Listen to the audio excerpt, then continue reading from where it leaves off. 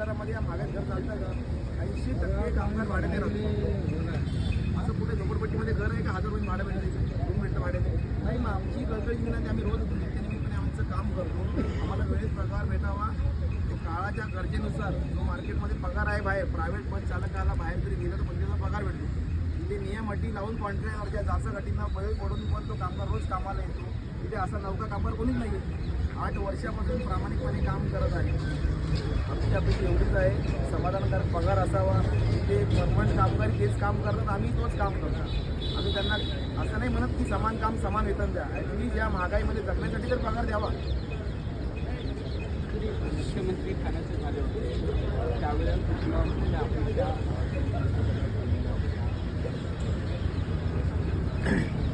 काय वाटतं परिवहन सेवेकडे जाणूनबुजून दुर्लक्ष केलं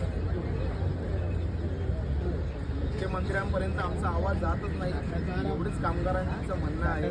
कारण की ठेकेदार हे त्यांच्या मर्जीने ते ठेका चालवतात. कॉन्ट्रॅक्टदारला हे माणूस म्हणजे कामगारांना कॉन्ट्रॅक्टर माणूस समजतच नाही मुळामध्ये. आमचा गुन्हा आहे का आम्ही कॉन्ट्रॅक्टमध्ये काम करतो? आपल्या मार्फत आम्ही सांगू इच्छितो, आम्ही कुठल्याही ठाणेकरांना वेटिंग करला नाही. कारण की याचा दंड आम्हालाच बसणार आहे, आम्हाला कल्पना आहे. परंतु पर्याय दुसरा उरला नाही आहे.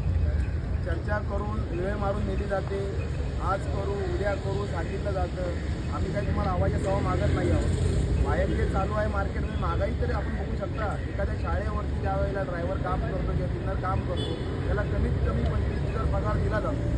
शासनाच्या गाड्या आहेत तर शासनाने पण एखादा ज्या धरून द्यावा. आता बेसिकमध्ये वाढ झाली पण बिलमध्ये वाढ झाला. बेसिक 18,925 रुपये केला ड्रायव्हरचा, हे केला पाहिजे. हा कुठला न्याय आहे? त्या बेसिकवरती जर तुम्ही याच्याकडे ठरवता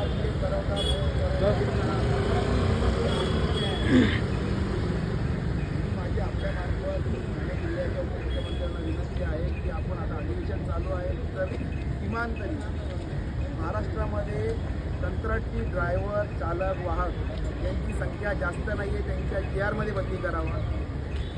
कमीत कमी 35-40,000च्या आसपास पगार द्यावा. एखादा सिटी सेवाचं काम करणारा मुलगाही महिन्याला 30,000 रुपये कमवतो. त्या कंत्राटीची अवस्था अशी आहे की त्याला फक्त 14,000 पगार भेटतो. त्याच्यापेक्षा दुर्दैवी अवस्थेतल्या महिलांची आहे कंत्राट की ज्यांना 3 महिना पगारच दिला त्यांना ठेकेदाराकडे. बोलायला गेलं की कारवाई होते. कामगार कारवाईला घाबरतो म्हणून रोज अन्याय सहन करतो. परंतु आज कामगार एकवटला आहे कारण की त्या महागाई जगूच शकत नाही. अशा तुम्ही किती कामगार आमचा संप आमच्या मागण्याच्या थोड्याच आहे, जास्त पण नाही आहे. कागदावर त्यांनी मान्य करावं ठेकेदारांनी. प्रशासन त्यांना सांगत आहे परंतु ठेकेदार ऐकत नाही. मागण्या आमच्या मान्य कराव्या. आम्ही दुसऱ्या शहराला गाड्या लावल्या होतो. एकीकडे महागाईची झळ सर्वसामान्यांना बसते. ह्या सर्व कर्मचाऱ्यांना जो काही पगार दिला जातो, जे काही मान्य दिले जातं ते अपुरं आहे. यासाठी अनेक वर्ष हे संघर्ष करतायत. मात्र पालिका प्रशासन असेल